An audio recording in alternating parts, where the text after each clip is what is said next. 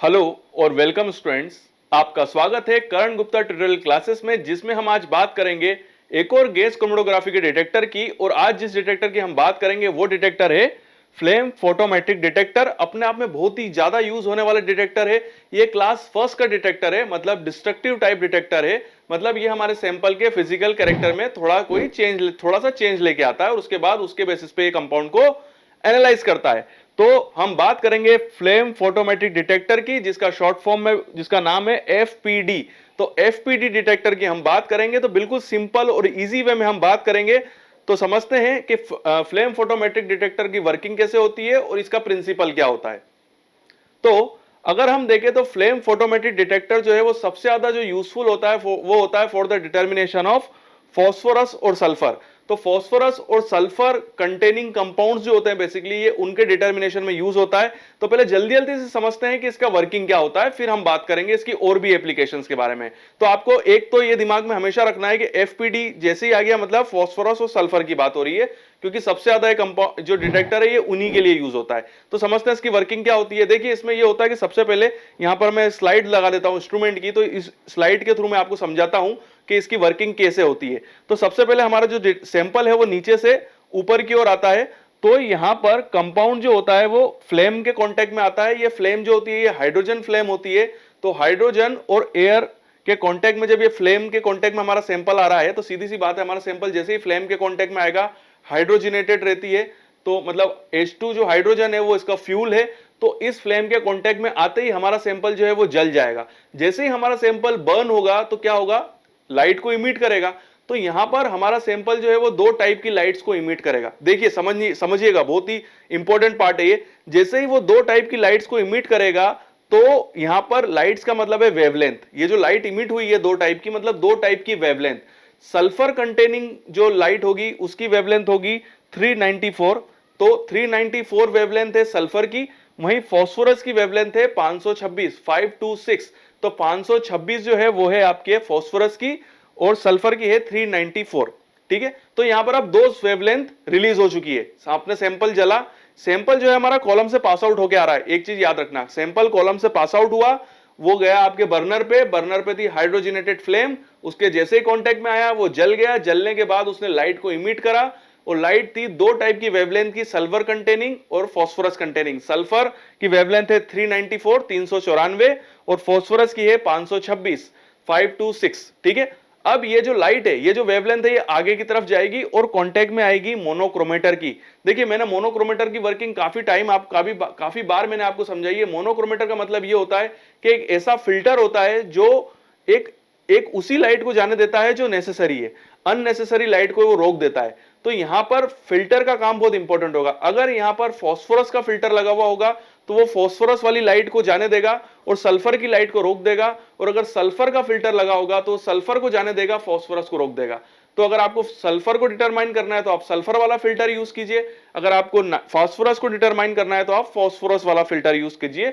तो वही है मोनोक्रोमेटर। तो मान लीजिए हमने यहां पर सल्फर वाला फिल्टर यूज किया, तो सल्फर वाला फिल्टर या जो मोनोक्रोमेटर है वो सल्फर को आगे की ओर बढ़ा देगा और फास्फोरस को रोक देगा। सल्फर को जाने दिया क्योंकि वो सल्फर वाला फिल्टर था, तो सल्फर तो चला गया बट फास्फोरस वहीं रुक गया। तो अब डिटरमाइन क्या होगा, केवल सल्फर। जैसे ही सल्फर आप हमारे मोनोक्रोमेटर को क्रॉस करेगा वहां पर उसको मिलेगी, वो जाएगा फिर मोनोक्रोमेटर के बाद फोटो मल्टीप्लायर ट्यूब में। सल्फर के बाद हम मतलब मोनोक्रोमेटर से पास होने के बाद हमारी सल्फर की जो वेवलेंथ होगी वो जाएगी फोटो मल्टीप्लायर ट्यूब की तरफ। अब फोटो मल्टीप्लायर ट्यूब क्या होती है, देखिए फोटो मल्टीप्लायर ट्यूब का मतलब होता है, नाम से समझिएगा, मल्टीप्लायर। तो ये क्या करते हैं, हमारे जो सिग्नल्स जो आ रहे हैं या जो वेवलेंथ है सल्फर की, ये उसको मल्टीप्लाई कर देता है। तो इसका मतलब ये होता है कि अगर बहुत ही माइन्यूट सिग्नल भी होगा ना तो ये उसको मल्टीप्लाई करके बड़ा कर देगा। तो उससे क्या होगा, हमारा डिटेक्टर जो होगा वो बहुत ही क्लियरली और बहुत ही एक्यूरेटली सैंपल को डिटेक्ट कर लेगा और उसकी कंसंट्रेशन बता देगा।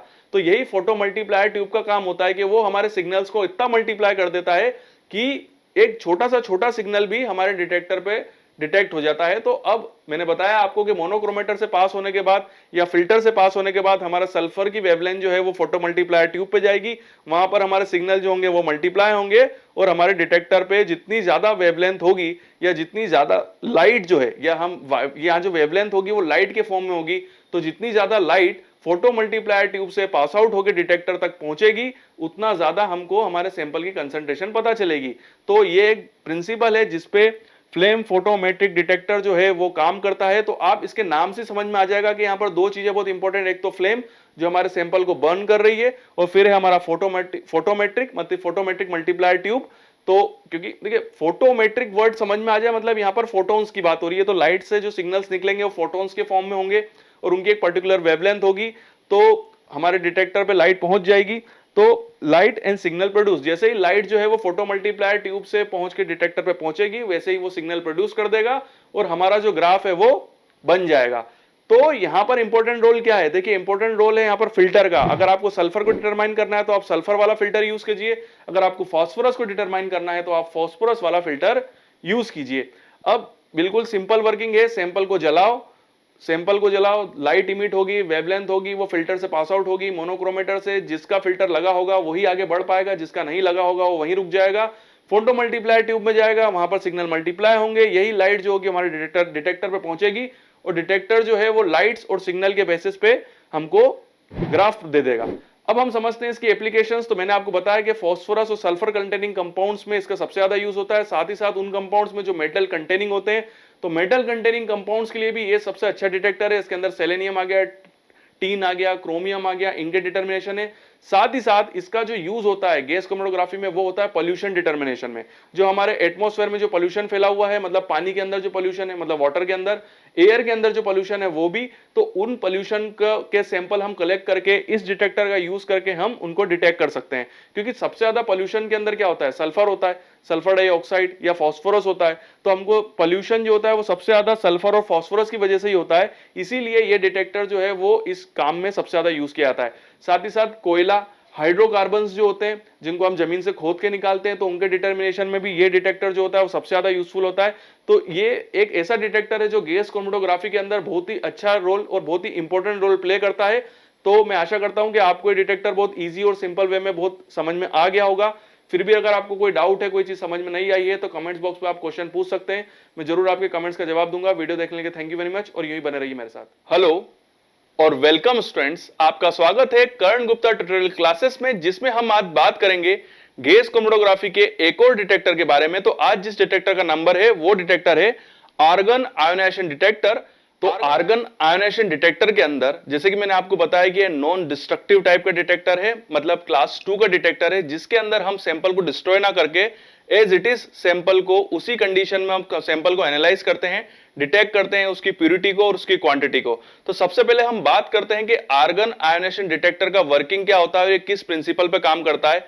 तो नाम से ही पता चल रहा है कि आर्गन मतलब आर्गन को, और उसके बाद है आयोनाइजेशन, मतलब यहां पर हम आर्गन को आयोनाइज करते हैं। मतलब आर्गन गैस जो है इसमें वो as a carrier gas use होती है। और आपको जैसे कि पता ही है कि आर्गन गैस एक इनर्ट गैस है जो सबसे ज्यादा यूज होती है। हीलियम, नाइट्रोजन, आर्गन जो है वो गैस क्रोमेटोग्राफी के अंदर यूज होने वाली गैस है। तो आर्गन यहाँ पर बहुत ही इंपॉर्टेंट रोल प्ले करती है और उसी के थ्रू हम अपने कंपाउंड को डिटेक्ट करते हैं। तो समझते हैं कि इसका मैकेनिज्म क्या है। तो इसके अंदर बेसिकली हम आर्गन गैस को एक्साइट करते हैं या एक्साइटेशन करते हैं या आयोनाइज करते हैं on the basis of radio active compound. यहाँ पर रेडियो एक्टिव कंपाउंड भी बहुत ही इंपॉर्टेंट रोल प्ले करते हैं। तो यहाँ बेसिकली होता क्या है, देखिए यहाँ पर कि सबसे पहले जब तक अभी तक हमारा सैंपल जो है वो इंटर नहीं हुआ है, तो डिटेक्टर के अंदर क्या कंडीशंस होती है मैं आपको पहले वो समझा देता हूं कि आर्गन गैस जो होती है वो जैसे ही इंटर करती है तो उसके ऊपर रेडियो एक्टिव कंपाउंड से निकलने वाली जो रेडिएशन होती है वो इमिट होती है। तो आर्गन के ऊपर रेडिएशन जो होती है वो इमिट होती है, जिससे आर्गन गैस के जो इलेक्ट्रॉन्स होते हैं वो काफी एक्साइट हो जाते हैं। ये इतने ज्यादा एक्साइट हो जाते हैं कि उनके बीच में एक तरीके से कोलिजन होता है, मतलब वो आपस में टकराने लग जाते हैं। टकराने के साथ ही वो आर्गन जो होती है वो हाईली एनर्जेटिक स्टेट पे आ जाती है और उसे बोला जाता है मेटास्टेबल स्टेट। तो अब यहां पर क्या हुआ है कि जैसे हमने रेडिएशन इमिट करी, आर्गन के इलेक्ट्रॉन्स थे वो एक्साइट हुए, वो आपस में टकराए और आर्गन गैस जो है वो मेटास्टेबल स्टेट में पहुंच गई है, मतलब हाईली एनर्जेटिक स्टेज में पहुंच गई है और वो आयनाइज हो चुकी है। अब क्या होगा, आर्गन गैस के बाद हमारा जो सैंपल है वो कॉलम से पास आउट होकर पहुंचता है डिटेक्टर पे। यहां पर डिटेक्टर में क्या कंडीशन है, यहां पर आर्गन गैस जो है वो हाईली एनर्जेटिक स्टेट पे है, आयोनाइज है और मेटास्टेबल स्टेट पे है। यहां पर हमको एक वर्ड यूज करते हैं मेटास्टेबल स्टेट। तो अब हमारा जो सब्सटेंस होगा वो ऑर्गन गैस के सब्सटेंस के साथ टकराना स्टार्ट करेगा, मतलब हमारा सैंपल भी टकराएगा आर्गन गैस के साथ, जिससे हमारा सैंपल क्या होगा, आयनाइज हो जाएगा। ये आयनाइज सैंपल के जो इलेक्ट्रॉन्स होते हैं ये पहुंचते हैं हमारे जो एक इलेक्ट्रोड लगा होता है, जो आयन कलेक्टर होता है, वहां पर पहुंचते हैं। जैसे ही हमारे सैंपल के आयंस जो कि हाईली एक्साइटेड हो चुके हैं आर्गन्स के आयंस के साथ टकरा के, या कह सकते हैं आर्गन के इलेक्ट्रॉन्स के साथ टकरा के, तो जो कलेक्टर पे जब हमारा सैंपल के आयन पहुंचते हैं तो वहां पर करंट का फ्लो होना स्टार्ट हो जाता है, और करंट फ्लो के बेसिस पे हमको हमारा ग्राफ मिलता है। तो सीधी सी बात है, हमारे सैंपल की कंसंट्रेशन जितनी ज्यादा होगी उतना ज्यादा उसमें करंट फ्लो होगा।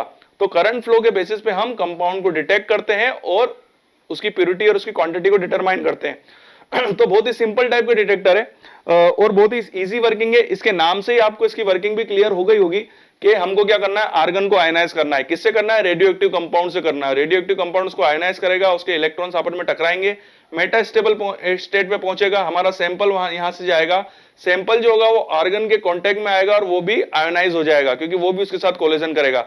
ये आयोनाइज होकर उसके जो इलेक्ट्रॉन्स होंगे वो पहुंचेंगे इलेक्ट्रॉन कलेक्टर पे, और वहां पर जैसे ही हमारे जो सैंपल के इलेक्ट्रॉन्स हैं वो इलेक्ट्रॉन कलेक्टर पे पहुंचते हैं तो करंट का फ्लो हो जाएगा। तो करंट का फ्लो जैसे ही होगा हमको हमारा सैंपल का ग्राफ मिल जाएगा। तो बहुत ही इजी और सिंपल वर्किंग है। अब हम समझते हैं इसके एडवांटेजेस और डिसएडवांटेजेस के बारे में। तो चलिए बात करते हैं आर्गन आयोनाइजेशन डिटेक्टर के एडवांटेज और डिसएडवांटेज के बारे में। तो एडवांटेजेस जो है इसके बेसिकली वो इसका जो सबसे ज्यादा यूज होता है वो ऑर्गेनिक कंपाउंड के डिटर्मिनेशन में होता है, और साथ ही साथ इसके जो रिजल्ट्स होते हैं वो काफी लीनियर होते हैं। अगर हम बात करें इसके डिसएडवांटेजेस के, सबसे बड़ा डिसएडवांटेज होता है वाटर से। अगर वाटर कंटेनिंग कोई कंपाउंड होता है तो उसके रिजल्ट्स में यहां पर फ्लक्चुएशन होता है और प्रॉपर रिजल्ट हमको नहीं मिल पाते हैं। साथ ही साथ कई बार इसके जो ये रिस्पॉन्स देता है या इसके जो रिजल्ट्स होते हैं वो भी कई बार ऊपर नीचे होते रहते हैं। बेसिकली वो सैंपल्स के ऊपर डिपेंड करते हैं, तो इस वजह से इसका यूज काफी कम होता है। बट और सीधी सी बात देखिए, इसके अंदर रेडियो एक्टिव कंपाउंड्स का यूज हो रहा है, तो इसकी इस वजह से इसकी कॉस्ट भी बढ़ जाएगी। साथ ही साथ यहाँ पर आयोनाइजेशन वाला फिनोमिना भी लग रहा है, तो इसको पावर मतलब टेम्परेचर की भी बहुत ज्यादा रिक्वायरमेंट होती है, क्योंकि आपके आर्गन को इसको पहुंचाना है मेटास्टेबल स्टेज तक। तो आपको यहाँ पर टेम्परेचर की भी बहुत रिक्वायरमेंट होती है। अगर टेम्परेचर का फ्लक्चुएशन होगा, पावर सप्लाई प्रॉपर नहीं होगी, तो वहां पर भी इसमें प्रॉब्लम क्रिएट हो सकती है। तो रेडियो एक्टिव कंपाउंड की वजह से थोड़ा सा एक्सपेंसिव भी हो जाता है, थोड़ा सा महंगा भी हो जाता है। और इसका एडवांटेजेस ये है कि जैसे कि मैंने आपको बताया कि एक एक्सपेंसिव है, इसलिए इसका एक कैरेक्टर, जब कोई कंपाउंड एक्सपेंसिव होता है और हाईली मेटास्टेबल स्टेज पे कंपाउंड पहुंच रहा है और आयोनाइजेशन हो रहा है, तो इसकी सेंसिटिविटी भी बढ़ जाती है। इसका जो हमको रिजल्ट मिलता है वो काफी सेंसिटिव होता है। मतलब कुछ, जैसे मैंने आपको कुछ ऑर्गेनिक कंपाउंड्स जैसे बताया कि ऑर्गेनिक कंपाउंड के डिटर्मिनेशन में इसका यूज होता है, तो कई कंपाउंड्स के लिए इसी को ही यूज किया जाता है और किसी को यूज नहीं किया जाता है। तो ऐसे कुछ ऑर्गेनिक कंपाउंड्स भी हैं जिसमें केवल आर्गन आयोनाइजेशन डिटेक्टर ही यूज किया जाता है, क्योंकि इसकी सेंसिटिविटी और स्पेसिफिसिटी काफी हाई होती है, जिस वजह से कुछ कंपाउंड्स के रिजल्ट जो होते हैं वो आर्गन आयोनाइजेशन डिटेक्टर के अंदर हमको काफी अच्छे मिलते हैं। तो मैं आशा करता हूं कि आपको आर्गन आयोनाइजेशन डिटेक्टर बहुत ईजी और सिंपल वे में समझ में आ गया होगा। फिर भी अगर आपको कोई डाउट है, कोई चीज समझ में नहीं आई है, तो कमेंट्स बॉक्स में मुझसे क्वेश्चन पूछ सकते हैं, मैं जरूर आपके कमेंट्स का जवाब दूंगा। वीडियो देखने के लिए थैंक यू वेरी मच, और यूं ही बने रहिए मेरे साथ। एक इंपॉर्टेंट इंफॉर्मेशन कि अगर आप भी इन इंस्ट्रूमेंट पे ट्रेनिंग करना चाहते हैं तो you are most welcome in our institute. Institute का एड्रेस और सारी इंफॉर्मेशन, चाहे वो ईमेल आईडी हो या चाहे उसका मोबाइल नंबर हो हमारा, वो सभी हमने डिस्क्रिप्शन बॉक्स में दिया हुआ है। आप हमसे डायरेक्टली कांटेक्ट कर सकते हैं, और अगर आपकी कोई क्यूरी है तो वो भी आप हमको बता सकते हैं।